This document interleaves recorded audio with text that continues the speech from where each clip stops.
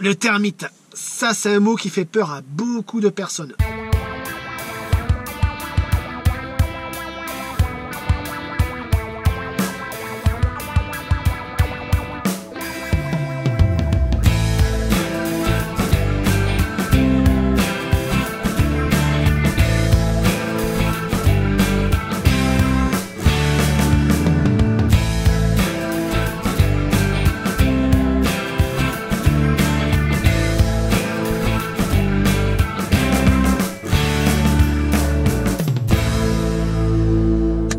Bonjour tout le monde, c'est Lumi, je suis ravi de vous retrouver dans cette nouvelle vidéo. Le thème, protéger sa maison du termite. Dans cette vidéo, je vais vous donner plein de conseils et d'astuces pour vous protéger du termite et surtout protéger votre maison. Cette vidéo sera composée en 3 parties. La première partie sera consacrée aux généralités, qu'est-ce que le termite et à les réglementations. La deuxième partie de la vidéo sera consacrée à tout ce qui est prévention et la troisième partie sera consacrée au traitement curatif. C'est-à-dire vous avez votre maison qui est attaquée, et bien il faut procéder à un traitement curatif et qui peut vous coûter bien cher. J'annonce, elle sera assez détaillée en conseil. 2 choses avant de commencer la vidéo. La première, je vais vous mettre en lien, soit dans la description de la vidéo ou en commentaire épinglé, pas mal de liens vers des PDF qui sont gratuits. Donc si vous voulez connaître des mises en œuvre, avoir plus de documents, tous ces PDF sont gratuits. Donc profitez-en. Et la deuxième chose, je vais vous présenter dans cette vidéo 2 chaînes YouTube que j'apprécie particulièrement. La première, elle parle d'un artisan couvreur zingueur qui est très bon. Et la seconde chaîne, je l'ai découverte il n'y a pas longtemps. Pour vous donner une idée, 1600 mètres carrés à rénover.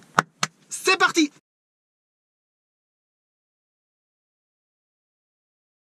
C'est un termite et non une termite. C'est un insecte primitif de couleur blanchâtre et de petite taille, de 5 à 8 mm de longueur pour 1 mm de largeur, d'où leur surnom fourmi blanche. Qualifiés d'insectes sociaux qui vivent en caste, comme les abeilles par exemple, chaque individu y joue un rôle bien précis. Ce sont des insectes dits xylophages. Point très important qu'on verra dans la suite de cette vidéo, les termites ne s'installent et ne se prolifèrent que là où l'eau leur est accessible. Ça, c'est un détail très important qu'on verra dans la suite de la vidéo. Que mange le termite? En un mot, cellulose. Celle-ci est présente dans les bois d'œuvre, charpentes, murs, planchers, les vieux meubles, les livres, les cartons, papier et même dans le linge.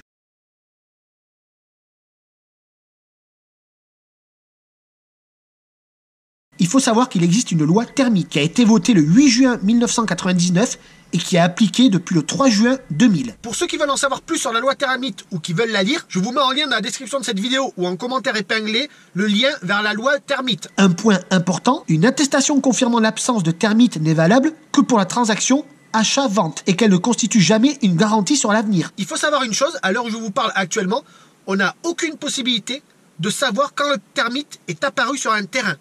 Donc on a des moyens de le détecter, de l'éliminer. En revanche, vous dire exactement la date, c'est-à-dire il est arrivé le temps à telle heure, c'est impossible. Admettons, vous avez acheté un bien immobilier et 4 mois plus tard, on détecte du termite.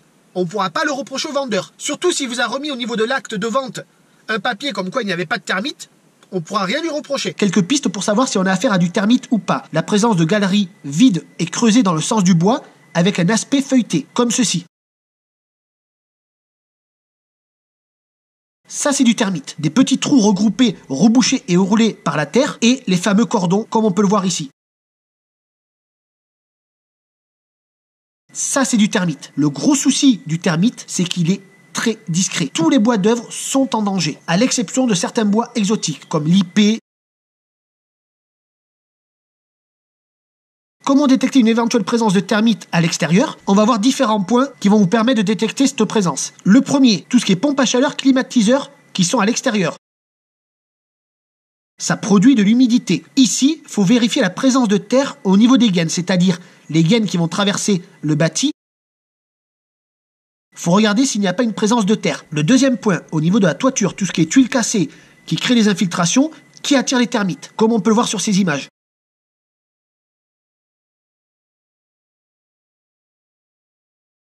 Ici, il faut faire un contrôle de la toiture et un contrôle d'humidité dans les combles. Car si vous avez une humidité dans les combles qui est importante, ça peut attirer fortement les termites, mais pas que lui, d'autres insectes xylophages. Il faut savoir qu'une toiture, ça se ventile. Notamment avec des chatières, par exemple. Troisième point, vérifier les gouttières défectueuses ou absentes. Une gouttière qui est défectueuse peut créer une accumulation d'eau à la base du bâti, ce qui peut attirer les termites. La solution ici, soit changer les gouttières ou en faire poser. Là aussi pareil, une toiture ça se contrôle. Mon conseil, et vous en faites ce que vous voulez, tous les 3 ans, faites venir un couvreur et demandez-lui qu'il inspecte la couverture. Un couvreur comme celui-ci par exemple.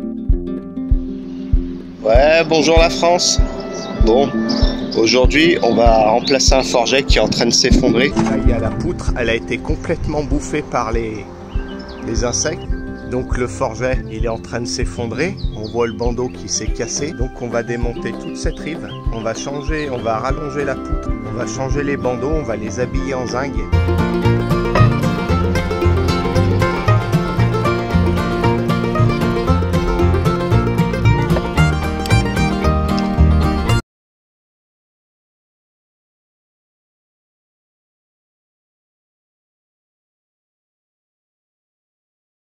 La poutre, elle était pourrie quasiment jusqu'après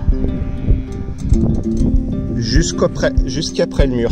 Alors ça c'est Lionel, artisan couvreur zingueur avec une expérience de plus de 20 ans et qui nous partage son savoir, ses connaissances sur une chaîne YouTube qui s'appelle LCZ Dévore Toiture. Donc je vous encourage à lui faire un petit coucou, c'est vraiment un mec en or. Quatrième point, tout ce qui est conduite extérieure, des eaux usées et des eaux pluviales, les raccords, les regards qui sont défectueux. La solution ici, vérifier que l'étanchéité est parfaite, qu'il n'y ait pas de fuite d'eau, d'infiltration dans le sol. Par exemple, à titre perso, les regards en maçonnerie que je posais pour les eaux pluviales, je ne prenais jamais ceux à fond plat. C'est-à-dire là où vous avez toujours 2 ou 3 cm de flotte qui reste au fond du regard. Tous mes regards d'eau pluviale ou d'eau usée, je les maçonnais pour faire en sorte que l'eau s'évacue le plus rapidement possible et qu'elle ne stagne pas. Donc ça c'est le petit conseil, si vous avez des regards à poser, maçonnez le fond des regards et ne vous contentez pas des regards à fond plat qui accumulent l'eau. Le 5e point, tout ce qui est puisard, les puits perdus et les assainissements non collectifs. Donc là, c'est suivant ce que vous avez sous la main, quoi. Si vous êtes en pleine campagne, vous n'avez pas un tout à l'égout, eh bien c'est pas évident. Donc ça aussi, c'est des nids à termites. Il faut privilégier le tout à l'égout si possible. Le 6e point, les récupérateurs d'eau de pluie qui débordent. Alors là, je vais même vous dire, on vous conseille carrément de ne pas utiliser des récupérateurs d'eau de pluie. Donc moi, je suis plutôt un peu écolo soft, donc les récupérateurs d'eau de pluie, c'est une très bonne chose. Donc ce que je vous conseille surtout, c'est de faire en sorte que le surplus d'eau ne déborde pas. Donc il faut créer un système, et dès que le récupérateur va déborder, que le surplus dégage dans le réseau d'eau pluviale. Le 7e point, les plantes grimpantes, les lierres, la vigne vierge, la glycine, ça entretient l'humidité, à éviter le long des murs. Le 8e point, tout ce qui est fissure en façade, ou au sol comme ici sur cette terrasse,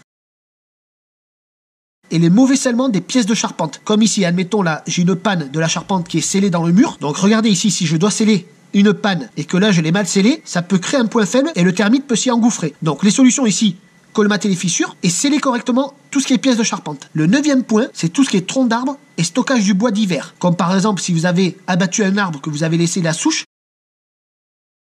ou que vous stockez du bois de chauffage ou du bois à même le sol.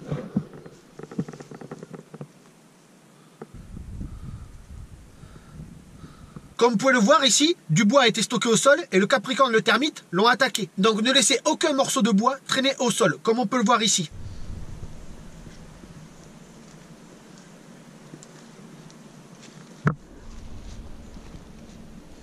Il faut que votre terrain soit nickel, soit exempt de morceaux de bois qui traînent par terre. Comme ça au moins, vous limitez les risques. Donc ça à éviter. Les solutions, il faut dessoucher les troncs et il ne faut pas poser le bois à même le sol. Ensuite, d'autres points de prévention sur lesquels il faut faire attention. Comme par exemple, accumuler les vieux meubles, les livres, les cartons, les papiers dans les caves ou greniers. Donc la solution, éviter l'accumulation de tout ce que j'ai cité au-dessus et faire le tri. Par exemple, si vous n'avez plus besoin de meubles, de livres, de cartons, soit vous les donnez, soit vous les jetez. Mais ne les accumulez pas pour rien. Stocker du bois en quantité importante dans un sous-sol ou un garage, ça aussi, c'est à éviter. Vaut mieux le stocker à l'extérieur. Pourquoi? Si vous le stockez à l'intérieur de votre maison, que vous avez une contamination au termite, il ne va pas seulement se contenter du bois qu'il a à l'intérieur de la maison, il va attaquer les bois d'œuvre. Vaut mieux que le stockage du bois se fasse à l'extérieur qu'à l'intérieur. Et surtout, ne pas récupérer du bois mort d'une forêt qu'on dit souvent habitée. Le termite dans une forêt, c'est très bien, ça fait le ménage. En revanche, ça n'a rien à faire dans une maison. Autre point, les tuteurs en bois pour les tomates. Remplacez-les par des tuteurs en fer ou en PVC. Idem pour les piquets de clôture en bois,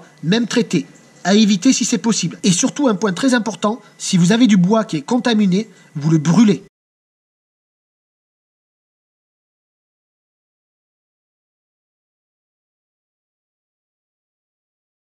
Ne le jetez pas en déchetterie pour créer de nouveaux foyers de contamination. Ça ne surtout pas faire. Maintenant, je vais vous montrer une prévention efficace que vous pouvez réaliser chez vous. C'est une prévention à l'aide de pièges qui vont nous permettre de détecter le termite. Et ça, c'est très efficace et je vous conseille vivement d'en faire de même chez vous. C'est une surveillance par les pièges ou par les piquets en bois. C'est-à-dire, vous avez votre maison, ok, là on a une terrasse, et on va installer des pièges pour pouvoir faire un contrôle, une prévention efficace. Voilà à quoi ressemble un piège. Alors, ces pièges à termites, vous pouvez aussi les fabriquer vous-même.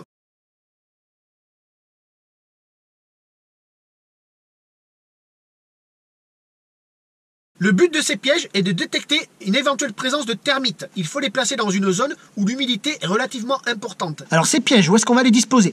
Par exemple, un piège à côté d'une terrasse, un piège au nord de la maison. Ça, c'est le minimum. Maintenant, si vous pouvez en mettre 4, c'est-à-dire par rapport aux 4 points cardinaux, c'est nickel. Nord, sud, ouest, est. Un piège à côté de bassins ou voire de fossés. Si vous avez un puits, vous pouvez aussi installer un piège à côté de celui-ci. Tout ce qui est stockage de bois à l'extérieur, c'est-à-dire il ne faut pas le stocker à même le sol, vous pouvez installer un piège à côté de ce stockage. Si vous avez un cabanon en bois, là aussi vous pouvez installer un piège. Vous avez une haie de tuyas. Vous pouvez installer un ou des pièges. Vous avez une clôture en bois. Là pareil, un piège. Et si vous êtes à côté d'une forêt ou d'un bois,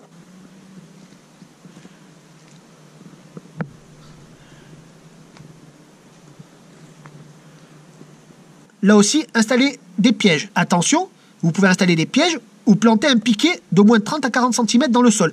Mais le problème des piquets, à la limite, vous êtes à côté d'une forêt, à côté d'une haie de tuyas, ça va. Mais planter des piquets autour de la maison, ça peut être dangereux. Si vous avez des gamins qui vont s'y prendre les pieds, c'est pas tip top.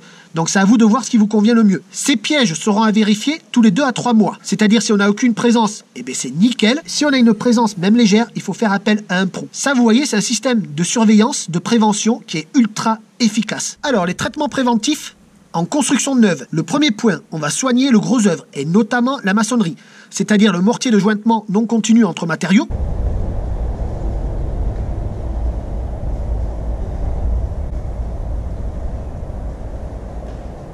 Les joints et fissures du dallage, surtout si les joints sont traversants et que les fissures sont traversantes. Ça, faut faire super gaffe. Les espaces entre fourreau, gaine et dallage et intérieur des tuyaux gaine. C'est un point particulier à contrôler. Il ne faut surtout pas faire ça.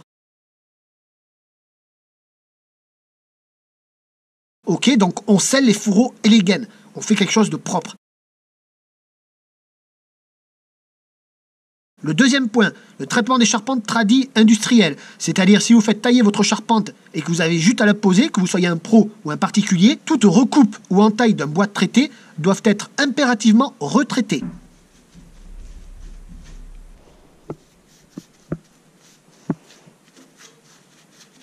Il faut savoir, il existe 2 types de traitements sur le marché. Le traitement de surface, c'est le plus utilisé pour les charpentes, par exemple, et le traitement dit à cœur. Et ça, c'est beaucoup plus rare.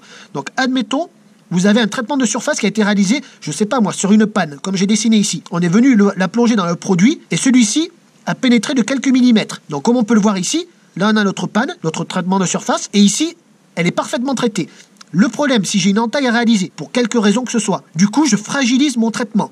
Donc, qu'est-ce qu'il faut faire? Il faut le retraiter. Un conseil très important, que vous soyez un professionnel ou un particulier, lorsque vous procédez à la pose d'une charpente, qu'elle soit traditionnelle ou industrielle, si vous avez une modification à y apporter dessus, demandez l'autorisation du fabricant de cette charpente. Admettons, vous avez un arrêtier à reprendre ou les cotes ne sont pas bonnes, prévenez le fabricant qui vous fasse un écrit comme quoi il vous autorise à procéder à cette opération. Sinon, si vous procédez à cette opération vous-même et qu'il y a un souci, la décennale, elle saute. Donc faites super gaffe à ça. Et troisième point, la protection de l'interface entre le sol et le bâti. Pour cela, il existe 3 dispositifs qui sont autorisés par la réglementation. Le premier, la barrière physique. Le deuxième, la barrière physico-chimique. Le troisième, le dispositif de construction contrôlable. Mais attention avec ce troisième dispositif, car il n'assure pas une protection du bâtiment. Il permet juste un contrôle régulier pour voir s'il y a du termite ou pas. Ici, je ne vais pas rentrer dans les détails pour traiter l'interface sol et bâti. Ce que je vais faire, c'est tous les produits que j'ai utilisés, que je connais, pour faire des barrières anti-termites. Je vous mets un lien dans la description de cette vidéo ou en commentaire épinglé où vous avez toutes les mises en œuvre. Comme ça peut vous donner une idée, c'est tant mieux. Là, je ne vais pas rentrer dans les détails des mises en œuvre. Pourquoi? C'est très long à expliquer. Il faut savoir que pour le dispositif 1 et 2, il existe 2 mises en œuvre possibles. Soit sur la totalité de l'assise du bâtiment, comme on peut le voir ici, soit sur une partie de l'assise du bâtiment, comme ici.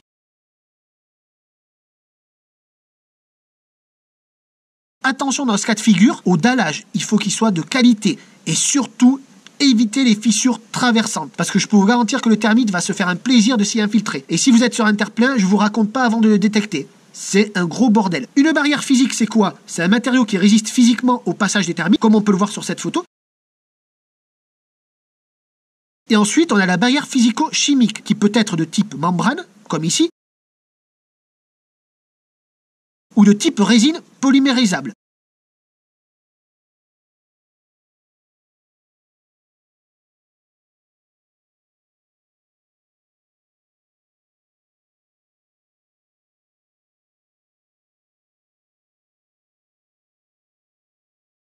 Dès qu'il y a une présence de termites dans votre habitation ou sur votre terrain, il faut le déclarer en mairie, que vous soyez propriétaire ou locataire. C'est une obligation. Donc faites attention à ça, il faut le déclarer. Sachant que le but, c'est pas de vous fliquer, de vous mettre une amende, c'est juste d'avoir une prévention efficace. Ça permet d'alimenter les cartographies qui nous permettent de dire à tel endroit, on a déjà eu du termite. Il y a deux moyens de réaliser un traitement curatif.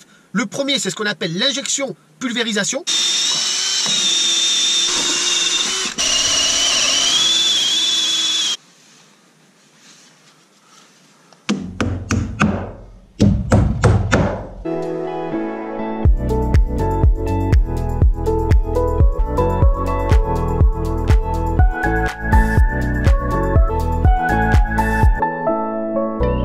Alors comme vous avez pu le voir dans ce petit extrait, vous avez disponible sur la chaîne une série de 3 vidéos où je vous montre de A à Z le traitement curatif d'une charpente en chêne par pulvérisation-injection qui est attaquée par les termites et le capricorne. Alors les avantages d'un traitement curatif par injection-pulvérisation. Déjà on traite l'ensemble de la charpente et on la protège pendant au moins 10 ans. L'action est immédiate et elle est durable. Un autre avantage que j'ai pas marqué, c'est que ce traitement curatif agit sur tous les insectes xylophages. Capricorne, vrillettes, termites, etc. Les inconvénients sont l'accessibilité. Si vous vous retrouvez par exemple à une charpente tradie et que le solivage du faux plafond est noyé dans l'isolation qui est soufflée, donc là c'est une grosse galère. Donc l'accessibilité, c'est le gros inconvénient de ce traitement curatif. Ne détruis pas la colonie. Regardez ici, j'ai la termitière qui est quelque part dans le sol. Les termites ont créé leur réseau pour accéder au bois qu'ils veulent manger. Donc si vous traitez votre charpente par injection pulvérisation, elle est protégée. Mais en revanche, la termitière, elle, n'est pas détruite. Que vont faire les termites? Ils vont chercher du bois ailleurs. Et si la maison de votre voisin n'était pas attaquée, que c'était jusqu'à présent votre maison qui l'était, il y a de fortes chances que la sienne soit attaquée. Et ça reste des produits chimiques de merde. Donc faut pas se leurrer là-dessus. C'est des produits qui sont efficaces, certes, mais ça reste du chimique. Là, j'aurais envie de dire, on a le cul entre deux chaises, quoi. C'est soit tu laisses ta maison se faire dévorer, soit tu utilises ces produits. Et le deuxième procédé pour les termites, c'est ce qu'on appelle le traitement curatif par piège. Les avantages d'un traitement curatif par piège: détruit la colonie de termites. Donc comme on peut le voir ici, on va pas traiter le bois qui a attaqué la maison, on va détruire la termitière.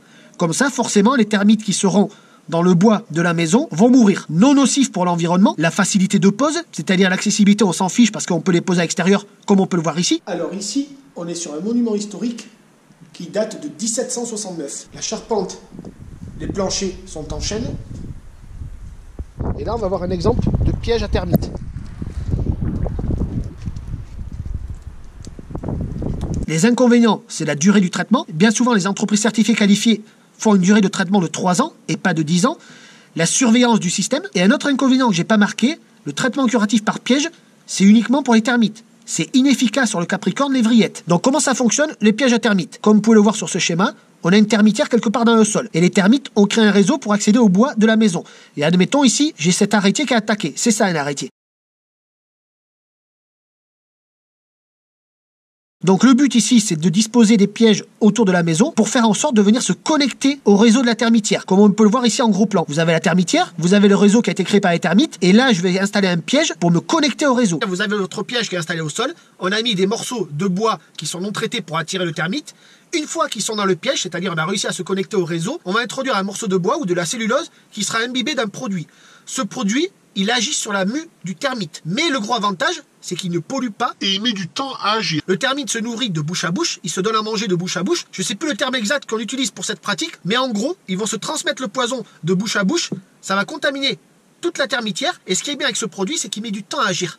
Il n'agit pas de suite, ce qui permet de contaminer toute la termitière. Autre chose à savoir, tous les pièges que vous allez installer, ils vont pas forcément être efficaces. Par exemple, admettons sur une dizaine de pièges qui seront posés, 2 vont être efficaces. Le reste, n'arrivera pas à se connecter au réseau. Mais je vous rassure, une entreprise qualifiée, spécialisée, je ne vais pas rentrer dans les détails, saura vous détruire une termitière à l'aide de pièges. Ne vous inquiétez pas pour ça. Une autre possibilité de piège, et cela c'est les tip-top, c'est les pièges dits murales. C'est-à-dire on a décelé un cordon de termites, on sait que on est connecté au réseau, et bien on vient directement poser le piège, se brancher sur le réseau, comme on peut le voir sur cette photo.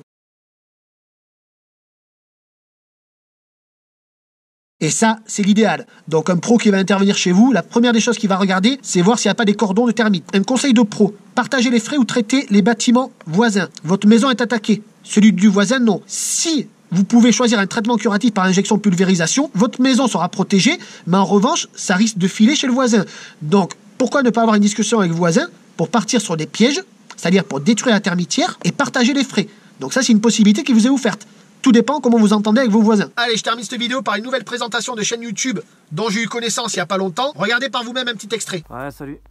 Voilà la vidéo de ma tour. Et donc c'est une bâtisse qui est de 1730. Je suis en Seine-et-Marne. Donc ouais, il y a un super potentiel, mais il y a beaucoup de travaux, mais c'est pas grave. Hein. Voilà la tour, comment dire, la tour pigeonnier. Voilà, donc la maison. Parce que ça donne encore tout ça, c'est à démolir. Faut que je reprenne tout. J'ai encore un bout de bâtiment là, j'ai encore du terrain derrière. Donc c'est un gros truc.